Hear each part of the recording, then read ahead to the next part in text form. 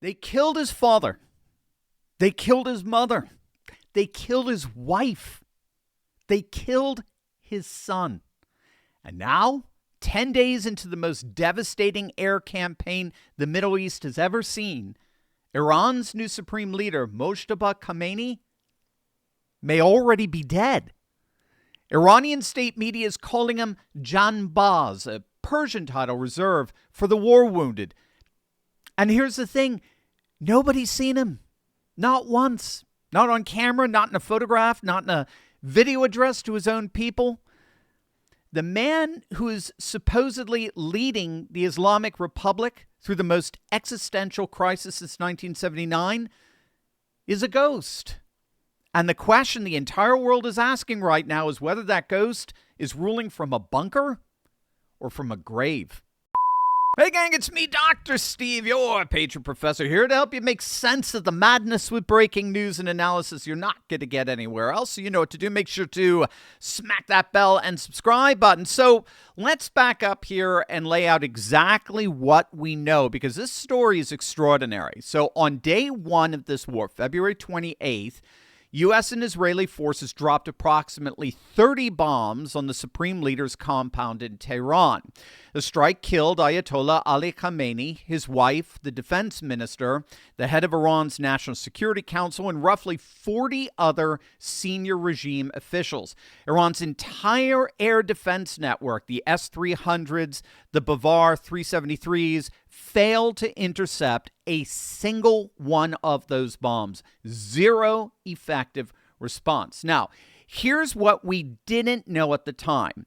Mojtaba Khamenei, the Ayatollah's second eldest son, was reportedly in that compound when the bombs fell. His wife was killed. According to Ynet News and the Times of Israel, members of his immediate family, including possibly his own son, were killed as well. Israeli intelligence assessed by midweek that Mojtaba had survived but was wounded. Now, how severely? Nobody knows, or at least nobody's saying. And that brings us to this weekend. After days of internal deliberation, during which, by the way, Israel literally bombed the building where the Assembly of Experts was supposed to meet in Qom, Iranian state television announced that Mojtaba Khamenei had been chosen as Iran's third supreme leader. Remember, the second one was killed literally within hours after he was appointed. But the announcement was frankly bizarre.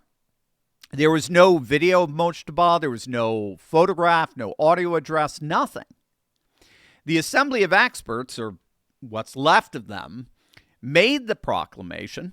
State TV anchors read it, and then, and this is the key detail, state media referred to Mojtaba with the honorific Janbaz. Now, in Persian, Janbaz literally means one who has gambled his life. So it's a title the regime reserves exclusively for those who are wounded in combat. It's something equivalent to, akin to calling someone a Purple Heart recipient. You don't use the word casually. You don't use it symbolically. If Iranian state media called him Janbaz, it's because he was physically wounded in those strikes. So let's think what this means. It's very ironic. Iran's new supreme leader, the man who's supposed to project strength, who's supposed to rally a nation under bombardment, who's supposed to command the IRGC and hold together a regime that's literally crumbling under fire, has not shown his face to his own people. Not once in 10 days. And remember what Trump said earlier in the week when he was asked about who might succeed Khamenei. He said, I mean, this is more or less a direct quote, I don't know. Most of the people we had in mind are dead. We got another group, but they may be dead also, based on reports. So I guess we're going to have a third wave coming, and pretty soon nobody's going to be around. That's not just a quip. That's a message.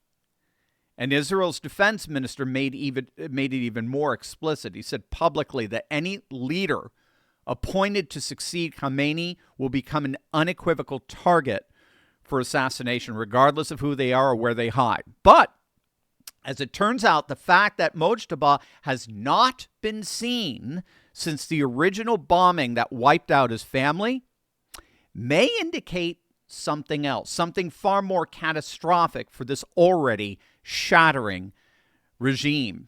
But first, gang, imagine this. 30 years of work, 30 years of saving, 30 years of sacrifice.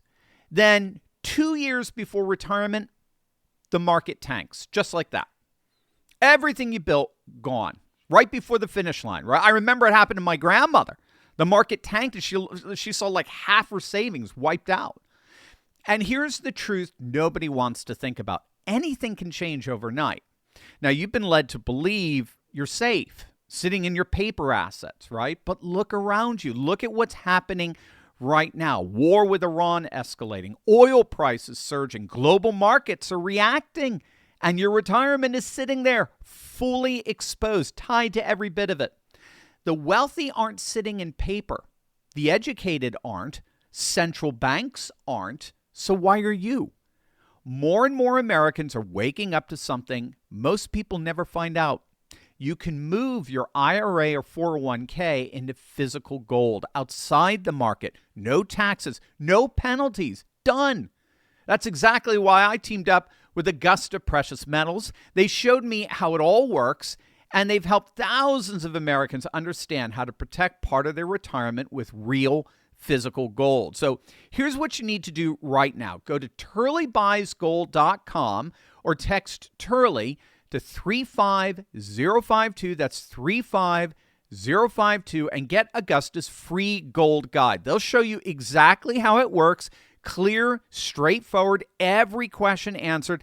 That's turleybuysgold.com or text Turley to 35052. Gang, 30 years of work shouldn't ride on one market cycle. Protect what you've built. Get the guide today. All right, so here's where the speculation gets actually quite interesting. And I do want to be upfront that this is informed conjecture, shall we say. This is not yet confirmed reporting. But there is a growing theory circulating among OSINT analysts, right, open source intelligence analysts, that Mojtaba Khomeini may in fact already be dead or incapacitated. And the regime is concealing this because, well, they can't afford to announce it, or they do have a new leader, but they can't afford to make him public lest he get himself perished.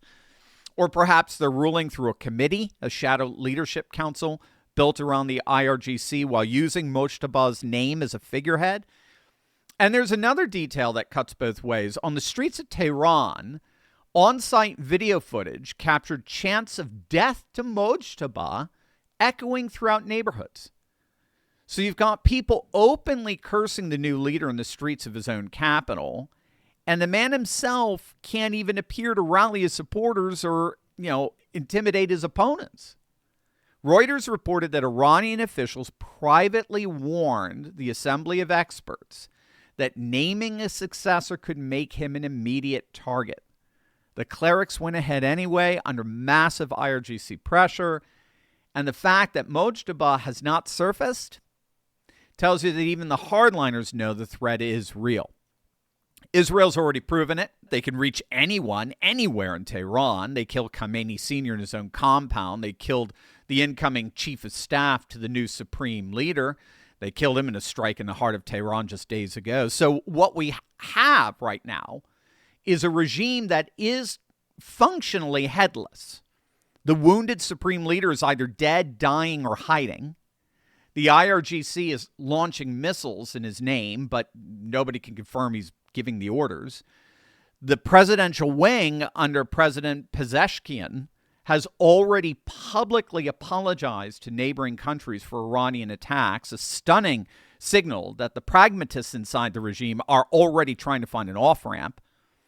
Meanwhile, the hardliners are doubling down, firing everything they have left in what looks increasingly like the last desperate gasps of a dying military.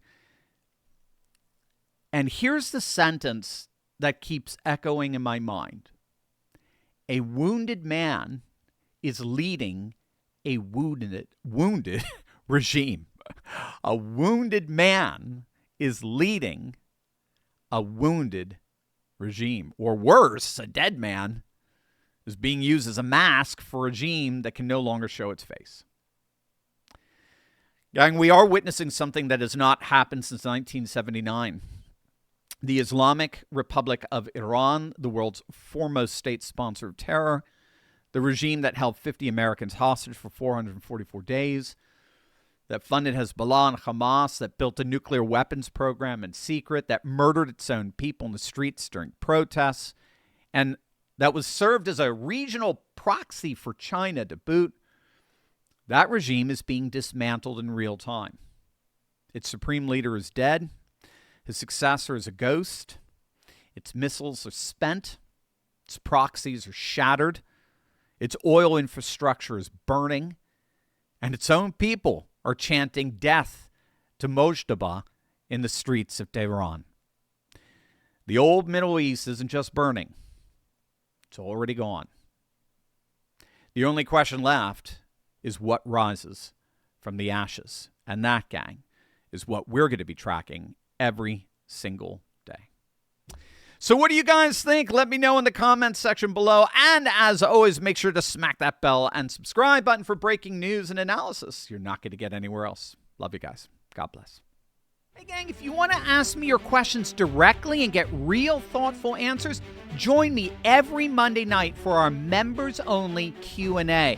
It's where we slow things down, think clearly, and dive deep through what's really happening. Links below. Come join us.